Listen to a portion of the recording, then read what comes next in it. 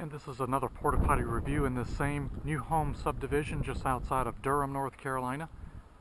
Another ready light, and this home's outside is being finished up now and then starting the inside. Let's go take a look at this one. Got a little fence around here.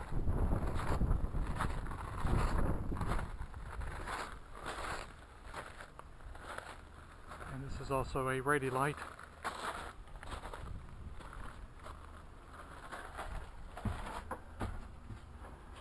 We have some dirty pictures here, don't we?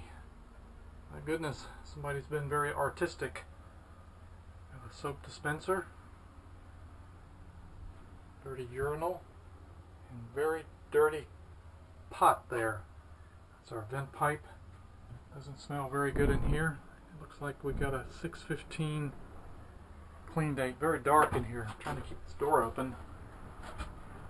This wind and storm is coming. A couple rolls of toilet paper. Very well ventilated.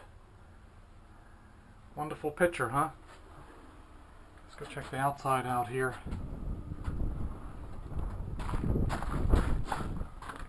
And here's the outside. Had some people come by here.